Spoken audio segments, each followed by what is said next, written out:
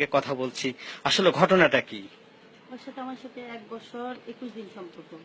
মানে 1 বছর 20 তারিখ আমাদের বিয়ে হয়েছে। তার মানে বিয়ে হইরা 1 বছর ওনার ওর সাথে আমার সম্পর্ক। তো কে এসে মোবাইলের পলাশ ছবিটা? পলাশ। কিন্তু ও এখন সেটা অস্বীকার করছে।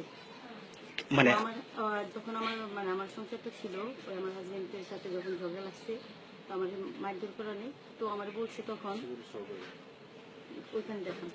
দর্শক আপনাদের এর আগে একটু যাচ্ছি যে এই সেই ছেলেটি যার ছবিটি আপনারা দেখবেন যে সেই ছেলেটি যায় সে সে এখন পালিয়ে বেড়াচ্ছে, অস্বীকার করা হচ্ছে। যদি সেটাই যদি না হয়ে থাকে, বিয়ে যদি না করে থাকে, সে বলছে, তাহলে তাকে তাকে আপনারা দর্শক আপনারাই বলবেন যে সেটা আসলে তার হওয়া উচিত। এবং আমি পুলিশের সাথে কথা বলেছি, ধামরাই থানার ভারপ্রাপ্ত কর্মকর্তা, তিনি বলছেন যে এই ঘটনায় তারা বিষয়টি খুব আমলে নিয়ে হয়েছে এবং যদি সেই ঘটনার পরিস্থিতি যদি অন্যভাবে হয় তাহলে পুলিশ হয়তো আইনগত ব্যবস্থা নেবে। তো আপনি আসলে ব্যাপারটা কিভাবে আসলে এই বাসায় কেন 2 দিন ধরে অবস্থান করছেন? সবচেয়ে মজার ব্যাপার, পুরা ধামরাইতে আপনি এই বাসায় অবস্থান নিয়ে আছেন, যে 2 দিন ধরে অনশনে আছেন, আমরণ অনশনে আছেন। এই যে ঘটনাটা আমরা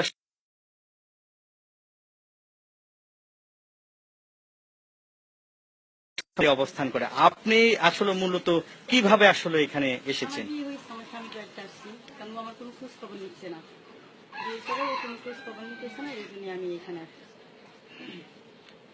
আসলে আসলে আপনার দাবিটা কি এখন? আসলে মূল মেসেজটা কি? যত যাই করুক, পৃথিবীর অর্ধেকও যদি আমার নামে লিখে দেয়, তারপরে সেটা সংসার আমি করবো, যেহেতু ওর জন্য আমার একটা সংসার ভেঙে গেছে। আমি চাই না দ্বিতীয়ত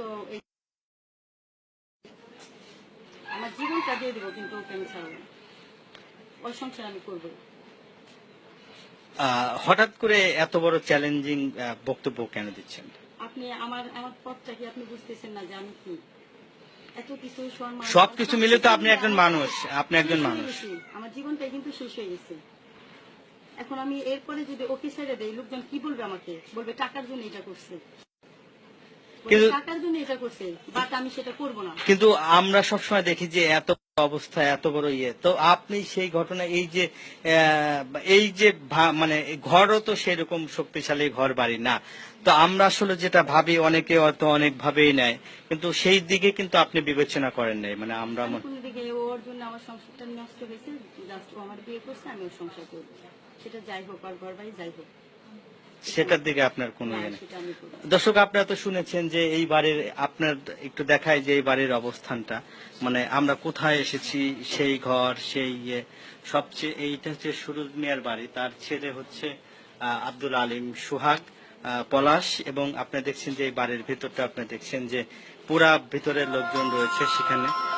তো আপনারা এই আরেকটু দেখায় যে আপনারা ওই ভিতরের অবস্থান এবং বাইরের অবস্থানটা আপনাকে দেখাচ্ছি যে এটার সর্বোপরি কি অবস্থা।